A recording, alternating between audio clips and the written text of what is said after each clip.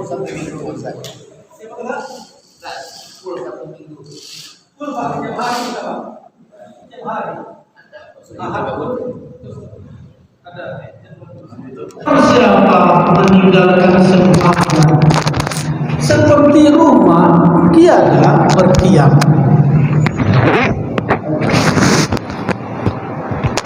Barang siapa meninggalkan puasa, tidaklah dapat dua tamasya. Barang siapa meninggalkan zakat, tiadalah hartanya memperoleh berkat. Barang siapa meninggalkan haji, tiadalah ia menyempurnakan janji. Apabila terpelihara mata, sedikitlah cita-cita. Apabila terpelihara kuping, kabar yang jahat tiadalah damping. Apabila terpelihara lidah, niscaya dapatlah daripadanya faedah. Bersungguh-sungguh engkau memeliharakan tangan daripada yang jahat, daripada yang berat dan ringan. Apabila perut terlalu penuh, keluarlah fi'il tiada senonoh. Hendaklah engkau memeliharakan kaki daripada berjalan yang membawa rugi. Gurindam 12 pasal 1, 2, 3, 4 karya Raja Ali Haji, dibuat di Pulau Penyengat. Beliau lahir pada tahun 1808. Beliau tulis Gurindam 12 ketika berumur 38 tahun. Saya berumur 36 tahun Pak. Berarti 2 tahun di atas saya. Beliau umur 38 menulis Gurindam 12. Ini mesti kita lestarikan budaya lokal yang mendunia. Mudah-mudahan kita mendapat keberkahan dari Gurindam 12 karya Raja Ali Haji. Amin. Ilahana ya ilahana yasir lana umurana ilahana ya ilahana min dinina wa dunyana ya Fattahu ya Fattahu ya Fattahu ya Alimu Iftakulubana ala tilawatil Quran waftakulubana ala ta'allumil ulum ya Rabbana ya Rabbana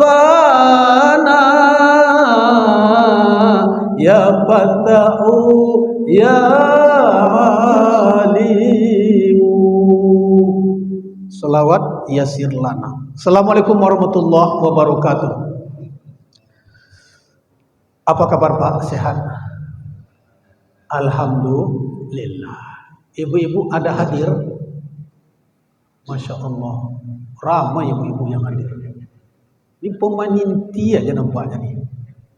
Mudah-mudahan istiqomah bertambah jemaah kita. Betul.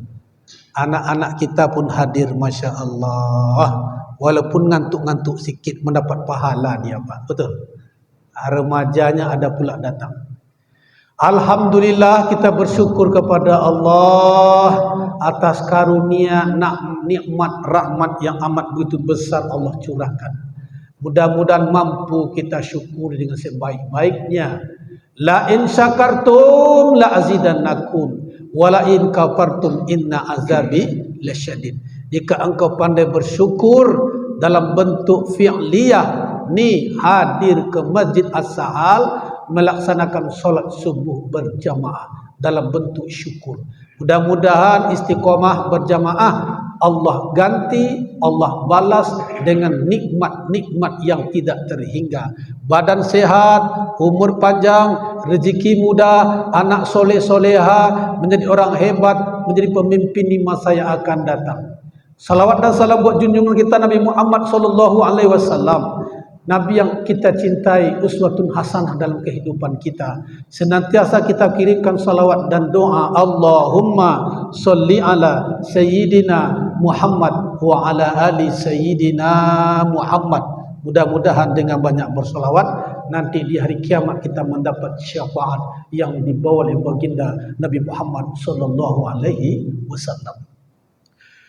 Yang sama kita muliakan bapak-bapak, ibu-ibu, orang-orang tua kita, Pak Imam dan juga Pak Ketua Masjid As-Sahal beserta jajarannya. Mudah-mudahan orang-orang tua kita, bapak pengurus kita, tokoh agama, tokoh masyarakat kita, semuanya sehat walafiat, umurnya berkah dunia wal akhirat, senantiasa diberi dalam lindungan ridha Allah Subhanahu wa taala. Amin. Selanjutnya Bapak Ibu semua yang bisa sebutkan satu persatu, encik-encik, puan-puan, tuan-tuan, insya-Allah kita yang hadir di Masjid As-Sahal ini semuanya hamba-hamba dicintai, diberkahi, dimuliakan Allah Subhanahu wa taala. Amin. Anak kita pun hadir, remaja masjid. Ini pemain inti juga nampak ni. 1 2 3. Tak ada lagi. Oh, begitu bersyukur dan bahagianya orang tua punya anak. Subuh dah datang ke masjid, betul? Mudah-mudahan bertambah lagi nanti anak-anak remaja kita. Kita ni nanti akan mati, Pak, betul? Siapa yang melanjutkan nanti tongkat estafet memakmurkan masjid? Anak-anak. Jadi harapan kita ke depan, kita bersinergi, tokoh agama, tokoh masyarakat, pengurus masjid, RT RW, bagaimana kita berkolaborasi makmurkan masjid dengan berjamaah, dan kajian-kajian mesti kita ramaikan, betul? Daripada mereka main game online, pada mereka tidur subuh, maka orang tua mesti menjadi contoh terdepan di dalam kehidupan berumah tangga. Bapak Ibu dimuliakan Allah Subhanahu wa taala, kita subuh ini jam 5:30 kurang 10 sekarang, nanti kita tutup lebih kurang jam 6. Jam 6 kurang 10 atau kurang 15 kita akan buka sesi tanya jawab nanti. Persoalan-persoalan materi ini ataupun di luar materi, kalau ada pertanyaan insya Allah akan kita jawab. Kalau tidak bisa dijawab, saya cari jawaban di rumah. Maulaya salli wa sallim daiman abadan ala habibika khairi khalqi kullihim. Maulaya salli wa sallim daiman abadan ala habibika khairi khalqi kullihim. Ini kayak macam artis aja awak ni, di syuting masuk TV-nya. 2 kamera ni, Pak. Kameranya hidup kan? Hidup kameranya. Awak semangat berapi-api ceramah. Ternyata tak hidup kameranya. Insya-Allah. Mudah-mudahan yang punya HP ini masuk surga dengan HP-HP-nya sekalian. Betul. Inilah namanya HP syariah. Digunakan untuk yang baik-baik. Pak Sekjen kita lebih kreatif beliau. Saya salut dengan beliau. Saya tengok Facebook beliau, itu ceramah-ceramah guru-guru kita, ustaz-ustaz kita direkam, dimasukkan ke YouTube, menjadi amal jariah untuk beliau insya-Allah. Amin ya rabbal alamin. Bapak Ibu dimuliakan Allah SWT, subuh ini tema yang sangat menarik. Ini request dari Pak Ketua kita. Pak Ketua, ada request tema? Saya bilang ada, kata beliau. Apa temanya? Temanya adalah fikih dan tujuan ibadah dalam implementasi kehidupan sehari-hari. Lama juga saya menghafalnya tuh Pak. Memang bahasanya bahasa akademisi. Belum orang akademis. Lama saya mikir, memang hebat judulnya. Saya buat di flyer saya. Temanya adalah fikih dan tujuan ibadah dalam implementasi kehidupan sehari-hari. Masya Allah. Bapak Ibu dimuliakan Allah Ta'ala, pertama kita akan bahas fikih dulu. Fikih, yang kedua akan kita bahas tentang yaitu tujuan ibadah. Saya tidak mau tausiah itu di luar judul. Ini mesti sesuai judul. Ini pesan sponsor ini. Kalau keluar nanti merajuk Pak Ketua nanti. Tak dihargai setriliun nampaknya tema yang saya request ini. Baik. Fikih adalah secara istilah fikih al-ma'rifatu bil hukmil syariah wal ilmiyah. Bisa diulangi Pak? Ini panjang nampaknya bahasa Arab ini. Fikih itu adalah dia pengetahuan tentang ilmu syariat, hukum-hukum berdasarkan dalil-dalil. Dia lurus-lurus saja dia. Nah, kalau sholat, mana dalilnya? Aqimus sholah wa atuz zakat. Dirikan sholat. Al-Quran bercerita tentang sholat, dia umum Pak. Dia hanya global saja. Makanya yang menjelaskan tentang sholat itu ada dalam hadis. Maka sumber ajaran Islam itu 4. Boleh Pak tulis nanti di Google. Sumber ajaran agama Islam. Satrio, enter. Keluar dia tuh Pak. Itu sudah yang melihat 23.400 lebih kurang Pak Ketua. Itu tulisannya di website kami pribadi www.satrio.com. Itu websitenya. Itu hebatnya kalau ustadznya milenial, channel YouTube-nya ada Satrio Official, TikTok-nya ada Satrio Official, IG-nya ada Satrio MA. Kemudian websitenya ada www.satrio.com. Ditulis oleh mahasiswa saya ketika saya ngajar di Umrah tahun 2019, jurusan sosiologi 1, sosiologi 2, kemudian jurusan hubungan internasional. Mata kuliahnya mata kuliah agama. Jam terbang di Umrah Pak. Kalau tetap saya di Stein Abdurrahman. Kalian buat makalahnya, tak usah di print, kirim ke website saya. Ditulisnya, dikirim ke website, sampai sekarang yang melihat Pak Ketua 23.400 lebih kurang. 2019 itu. Boleh ketik nanti di HP, Ibu punya HP ketik sumber-sumber ajaran agama Islam Satrio, enter, keluar dia. Ini sekarang zaman bukti, Ustaz satu bercakap aja, betul tak? Tes nanti di HP-nya masing-masing. Jadi sumber ajaran Islam minimal 4. Pertama Al-Quran. Yang kedua hadis.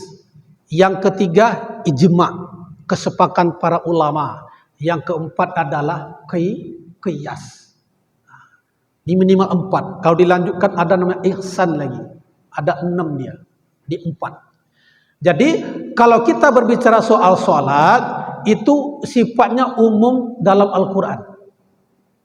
Kalau di dalam hadis baru dijelaskan bagaimana Nabi sholat. Shollu kama ra'aitumuni usolli. Sholatlah engkau sebagaimana aku sholat. Maka bagus Pak baca buku sholat seperti Nabi Muhammad SAW. Ini bagus ini.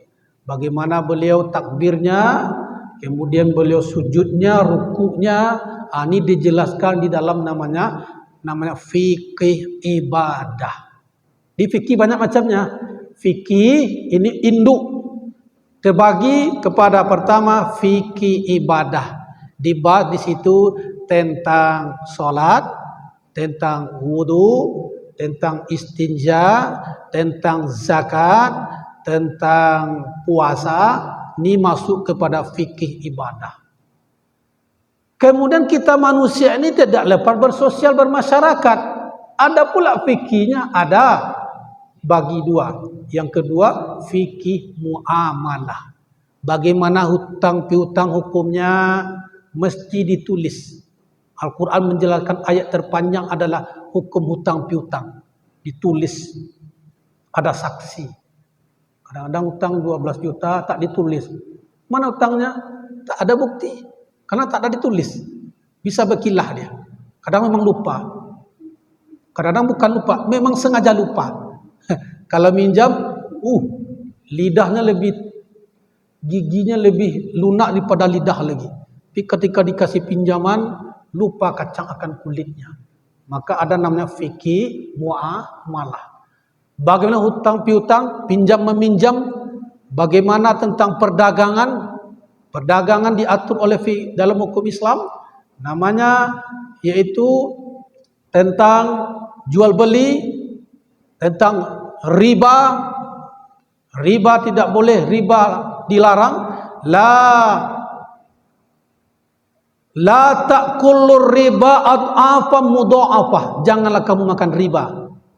Ini sangat akrab orang terkait riba dalam kehidupan sehari-hari. Minjam 10 juta, bayar 12 juta. Yang 2 juta itu adalah riba. Ada tambahan dari perjanjian, dari akad. Ini panjang kalau dibahas ini, Pak. Nanti melebar minjam di bank. Ini lain lagi ceritanya nih. Minjam di bank, ada yang katakan riba, ini kontroversi. Ulama berbeda pendapat, ada yang haram. Tapi yang jelas riba itu adalah dia dilarang karena berlipat-lipat tambahan. Nah, ada lagi diatur nanti yang namanya yaitu fikih muamalah, fikih ibadah.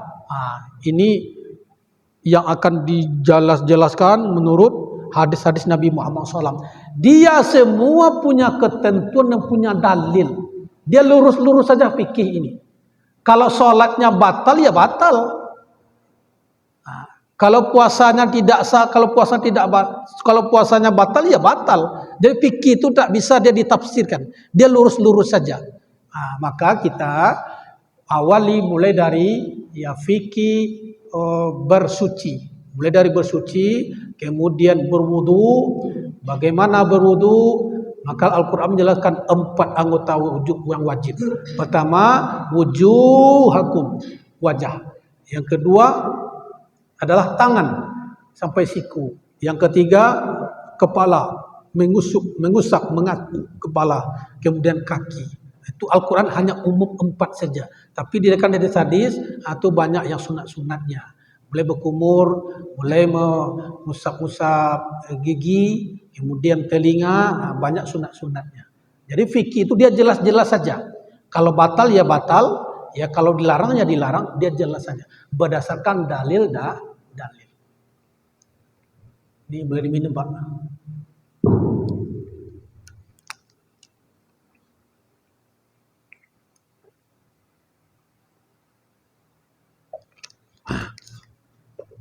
Baik, itu yang pertama Pak, fikih Pak ya. Jadi fikih itu adalah al-ma'rifatu bi hukmul asy-syari'ah wal ilmiyah. Fikih itu adalah pengetahuan tentang hukum-hukum syariat berdasarkan dalil. Dia lurus-lurus saja dia. Nanti berlanjut oleh guru-guru kita. Ada fikih muamalah, ada fikih ibadah. Ini panjang ceritanya nih. Akarnya di situ tadi. Yang kedua, tujuan ibadah. Tujuan ibadah tidak bukan adalah karena Allah. Saya datang safari dakwah subuh mubarakah ini tidak bukan lillah ta'ala. Pak Ketua, kami datang safari subuh, siap. Itu sedapnya di Masjid Al-Sahal ini. Tidak ada tunda, tidak ada rapat, tidak ada kompromi, langsung siap. Datang karena Allah, apalagi subuh, waktu-waktunya penuh keberkahan, lillah ta'ala. Bukan karena orang lain, bukan karena saudara, bukan karena teman, karena Allah. Insya Allah. In tansurullah yansurkum, jika engkau tolong agama Allah, Allah pasti tolong dirimu, satrio. Itu yang saya pegang, Pak. Dengan bersilaturahim subuh ini, tak terhitung lagi dapat temu berapa di sini. 6 atau 7 lebih kurang sudah ada, Pak Ketua ya. Saya yakin dengan hadis, man ahabba ayusatu ala fi rizki wa yunsa'ala fi asari falyasir rahimahu. Jika engkau ingin dilapangkan rizkinya, dimudahkan rizkinya dan dipanjangkan umurnya, maka sambunglah tali silaturahim. Ini bentuk rezeki, tak kenal menjadi kenal, tak tahu menjadi tahu. Inilah bentuk rezeki. Tidak hanya dalam bentuk material, tapi dalam bentuk menyambung yang putus, mengurai yang beku, kemudian menyambung yang putus, mengurai yang beku. Inilah dalam bentuk menyambung tali silaturahim. Jadi beribadah itu karena Allah. Makanya Allah menyampaikan, wa ma khalaqatul jinna wal insa illa liya'budun, dan tidak akan aku ciptakan jin manusia kecuali untuk beribadah kepadaku. Hari ini alhamdulillah kita beribadah subuh berjamaah lillah ta'ala. Ada orang sholat karena segan sama mertua. Ada orang sholat karena betul-betul ditengok oleh orang lain. Tapi sholat ibadah yang kita lakukan adalah betul-betul karena lillahi ta'ala. Nah, lalu ibadah itu bagi dua dia sangat umum, Pak. Jadi pertama, ibadah itu disebut dengan ibadah khassah, ibadah khusus. Mana dia? Itulah ibadah yang sudah ditetapkan mulai dari sholat. Itu sudah ada ketetapannya, rukun sholat, syarat-syarat sholat, yang membatalkan sholat, sunat-sunat sholat. Ketetapan sudah ada, dalil-dalil sudah ada. Kemudian zakat, kemudian haji, kemudian umroh. Ini masuk kepada ibadah khusus, ibadah khusus. Yang kedua, ada ibadah itu ibadah umum. Tidak mesti mendapat pahala. Kalau dia sholat jelas dapat pahala. Tapi ada ibadah itu ibadah umum. Kalau dia memulai pekerjaan, saya ke kantor berniat, bismillahirrahmanirrahim, ya Allah, aku bekerja ke kantor kampus Tan, ya Allah, karenamu ya Allah, bismillahirrahmanirrahim. Langkahkan kaki, bekerja di kantor, nanti balik ke rumah, selesai kerjaan, ucapan alhamdulillah. Maka itu merupakan ibadah. Itu masuk kategori ibadah umum. Ibu-ibu begitu juga.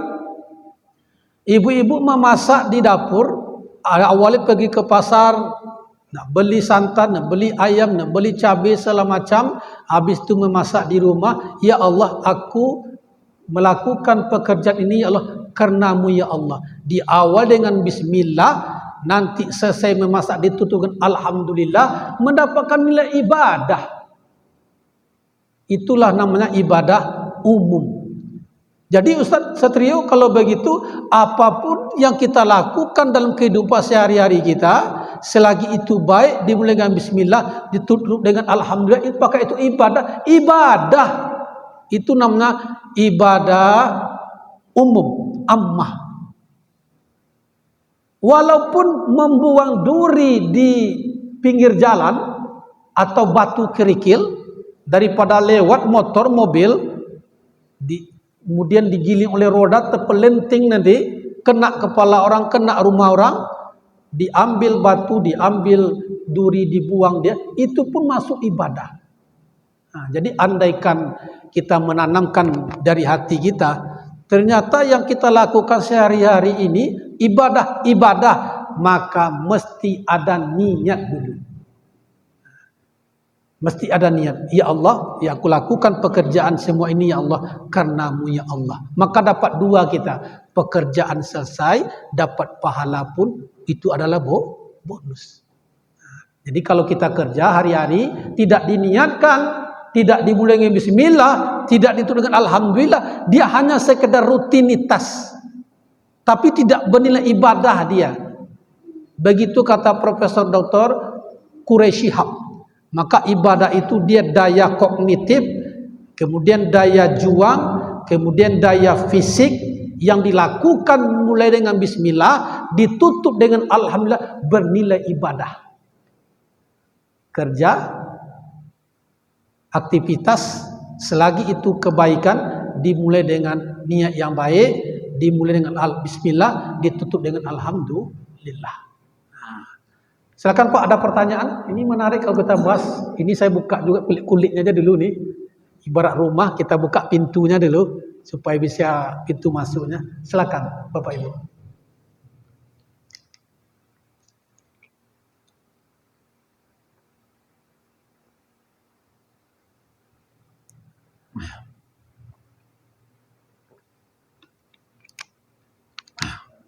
Siap. Assalamualaikum warahmatullahi Salam.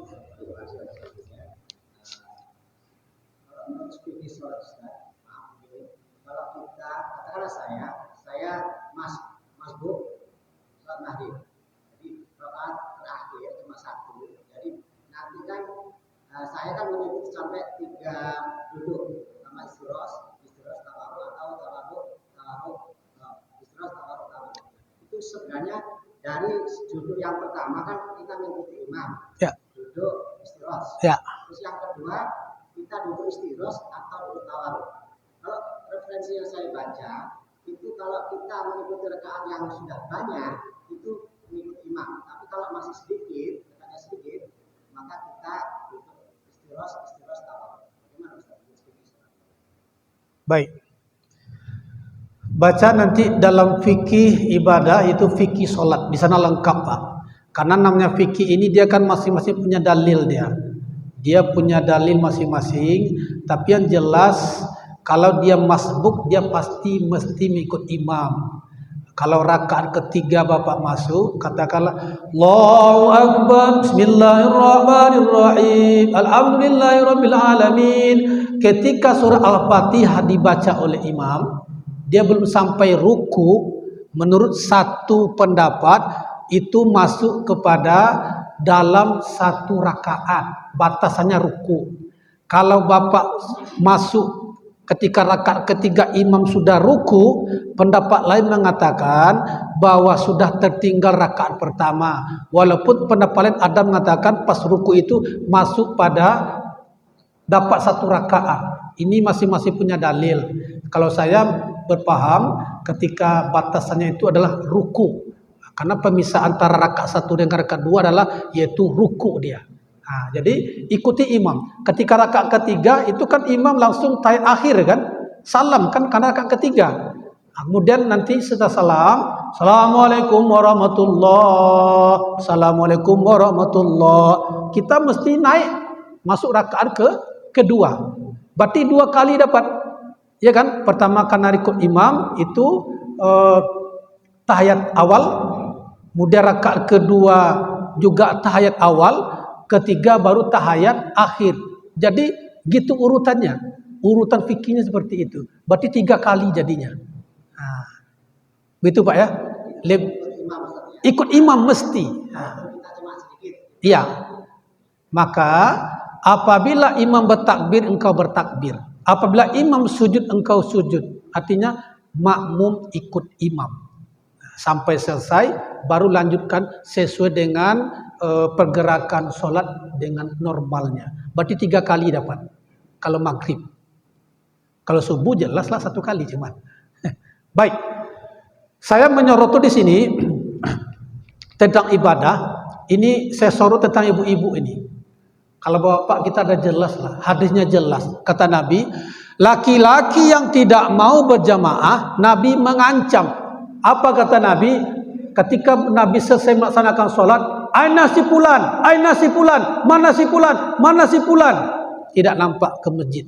Maka Nabi marah ketika itu. Diancam oleh Nabi. Apa kata Nabi? La yantahiyanna rijalun antarkil jamaah.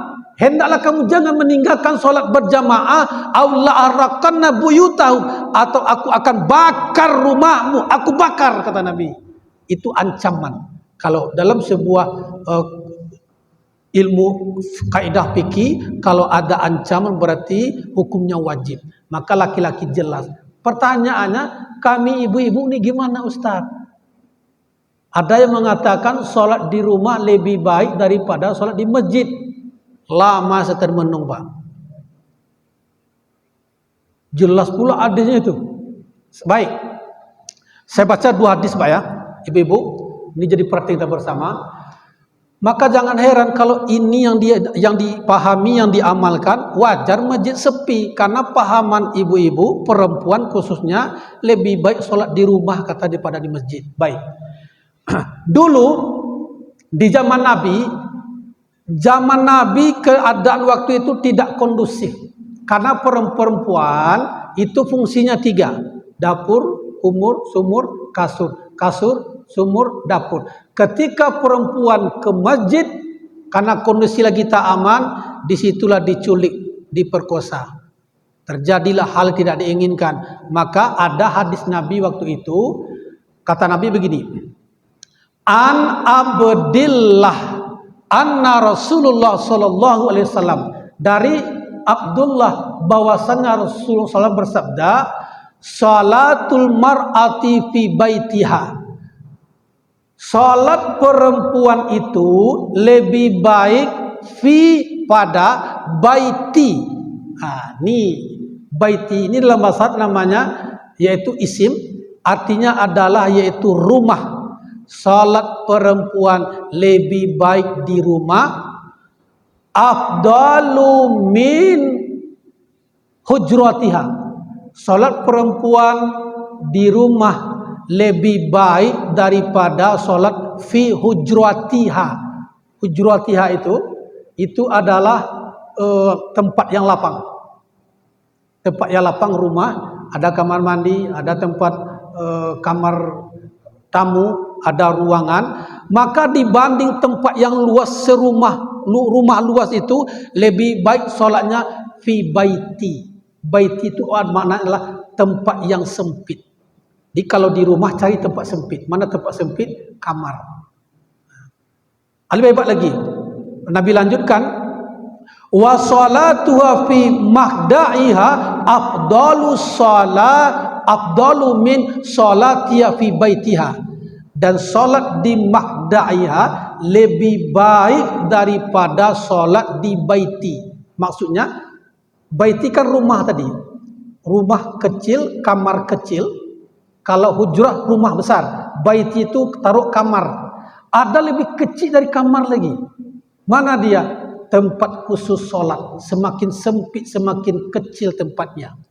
Lebih baik di tempat yang paling sempit. Maknanya kalau menurut ulama-ulama dulu, bahwa hadis ini turun ketika negeri tidak aman, terjadi pemerkosaan, lebih baik di rumah daripada di masjid. Itu secara teksnya. Lalu ada hadis seberikutnya diriwayatkan oleh Imam Bukhari dan Imam Muslim. Ini hadisnya sahih. Maka ada hadis kedua. Tadi pertama apa? Baru hadis kedua datang. Apa kata Nabi? An Ibnu Umar anna Rasulullah sallallahu alaihi wasallam la tamna'u ima Allahi masajidallahi. La itu artinya 2 Pak. Pertama la nafiyah, artinya tidak. Yang kedua adalah jangan. La tamna'u ima Allahi masajidallah. Jangan kamu larang. Jangan kamu larang perempuan-perempuan, wanita-wanita ima Allah, ke rumah Allah, masajidallah, ke masjid-masjid, ke rumah-rumah Allah. Jangan engkau larang. Ini hadis yang paling kuat. Maka ini hadis menunjukkan bahwa perempuan jangan dilarang, asalkan syaratnya 3, kata Imam An-Nawawi. Qol Imam An-Nawawi, inna at-targhibu alaihil fitnah. Menurut Imam An-Nawawi, salat berjamaah perempuan ke masjid jangan sampai mengundang fitnah. Maksud fitnah itu gimana? Dia tidak bisa menjaga aurat, dia tidak bisa menjaga etika perilakunya karena membuat orang mungkin berdosa. Pakaian sempit, kemudian mukenanya transparan, mengundang dosa untuk laki-laki. Kemudian dia pakai parfum yang mewangi, menyengat, membuat rangsangan yang tidak baik. Kemudian kata Imam An-Nawawi, dia memakai perhiasan yang berlebihan seperti gelang kaki, pakai pula bunyi-bunyi klingking klingking ketika bergerak, melangkah klingking, pakai gelang kaki dia. Maka 3 syaratnya. Daripada dia membuat onar, membuat orang berdosa, tidak bisa menutup aurat, transparan, wangi yang menyengat, membuat rangsang seksual, kemudian pakai perhiasan, maka lebih baik di rumah kalau muncul fitnah. Nah, jadi ini mesti dijaga. Maka makna hadis yang pertama tadi, salatul mar'atu fi baitiha fi afdalu min salati hujratiha, salat di rumah lebih baik daripada salat di tempat yang lapang. Maka baik itu artinya tempat yang sempit. Maknanya menurut ulama kontemporer, mana sempit itu adalah yaitu perempuan wanita yang sempit menutup aurat, tak nampak auratnya, tertutup semua, itu makna sempit. Nah, ini menurut ulama-ulama kontemporer. Kemana saya keliling berdua? Tanjung Pinang, Bintan, Tanjung Pinang, Bintan, Kijang. Jadi persoalan adalah ibu-ibunya mengamalkan hadis yang tadi. Saya tanya, Pak, mana ibu-ibunya Pak? Masjid besar saya tengok, ibu-ibu tak ada satupun. Kadang-kadang 1-2 ada. Saya tanya, Ustaz, kan sholat di rumah lebih baik daripada sholat di masjid. Lama saya mikir Pak. Secara cari dalil-dalilnya, jumpa dalilnya. Pertama tadi dalil hadis riwayat Imam Ahmad. Jadi kalau secara tekstual itu adalah ketika dulu negeri tidak aman, perempuan diculik, diperkosa, lebih baik sholat di rumah karena menyelamatkan kehormatannya. Sekarang perempuan, ibu-ibu tidak ada halangan untuk sholat berjamaah. Maka keluarlah hadis yang kedua, kata Nabi, an Ibnu Umar, anna Rasulullah SAW qol, la tamna'u ima Allah masajid Allah. Jangan engkau larang perempuan-perempuan ke masjid, ke rumah Allah. Hadis sahih, hadis riwayat Imam Bukhari dan Muslim. Jadi ini perlu dibuka mindset Pak. Jangan nanti, kenapa ada ke masjid? Sholat di rumah lebih baik daripada sholat di masjid. Keliru mengamalkannya. Ada apa pertanyaan silakan. Kalau tidak tutup lagi dengan doa.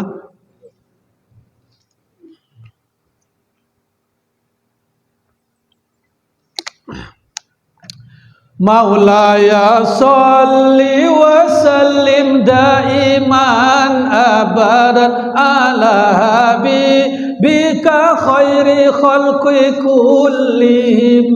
Maulaya salli wa sallim daiman abadan ala habibika khairi khalqi kullihim. Manusia pujaanku Nabiullah Muhammad, manusia idamanku Nabiullah Muhammad. Maulaya salli wa sallim daiman abadan ala habibika khairi khalqi kullihim. Ada pertanyaan Pak? Jadi kalau dibahas masalah fikih ini sangat luas sekali ini. Baik fikih muamalah, fikih ibadah, ini sangat luas cakupannya. Ini sangat menarik karena ini terkaitan dengan kehidupan sehari-hari. Jadi lebih baik nanti undang guru-guru kita fikih ibadah, bahas secara tuntas. Mulai dari istinja, wudu, sholat. Ada juga fikih namanya fikih waris. Itu pembagian harta warisan. Itu sudah ketetapannya. Meninggal suami, berapakah bagian dari ibu? Meninggal istri, berapakah bagian dari suami, anak-anak? Ini sudah ada ketetapan. Ada 1/3, ada 1/2, ada 1/4, ada 1/6. Sudah ada ketetapannya. Ini kadang-kadang dalam persoalan kehidupan hari-hari, ada yang meninggal. Suaminya PNS. suaminya PNS atau sebalik, istrinya PNS, suami tak PNS, meninggal istrinya PNS. Lalu anaknya dapat berapa? Kemudian saudara dapat berapa? Sudah ada ketetapan, namanya fikih mewaris. Itu pembagian harta warisan. Kita soroti di sini, tidak pembagian harta warisan. Ada anak angkat, ini kasus. Ada anak angkat dari kecil hidup dibesarkan menjadi orang hebat dia. Kemudian orang tua angkatnya meninggal dunia. Apakah anak angkat boleh mendapatkan harta warisan? Lah, tidak. Kenapa?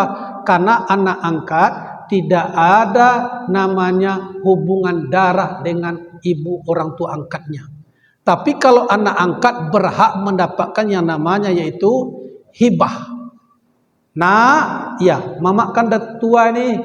Awak dari kecil sama mamak tinggal, dibesarkan, beri pendidikan. Nanti sekiranya mamak meninggal, bapakmu meninggal, itu ada dua tanah. Yang satu nanti sedekahkan, diwakafkan untuk pondok tahfiz. Yang satu ambil untuk engkau nanti. Ini namanya hibah. Boleh. Itu harus jelas akadnya, Pak. Tapi kalau tidak ada wasiat, meninggal anak tadi, maka dia tidak boleh mendapatkan harta warisan. Jadi kalau ada anak angkat, kalau ada wasiat itu mesti ya disampaikan karena amanah. Yang kedua, anak angkat tidak ada hubungan darah dengan orang tua. Jadi kalau anak ini perempuan sudah besar, remaja dia sudah balik dia, mesti dijaga aurat walaupun itu di depan ayah angkatnya karena tidak ada hubungan darah. Jangan mentang-mentang ayah dia, walaupun ayah angkat, seenaknya saja membuka aurat nampak lutut. Lutut berkudis pula tuh. Mohon maaf. Artinya apa? Jangan sampai membuka aurat. Walaupun itu orang tua angkat. Karena hubungan darah tak ada. Jadi mesti dijaga. Ini terkait fikih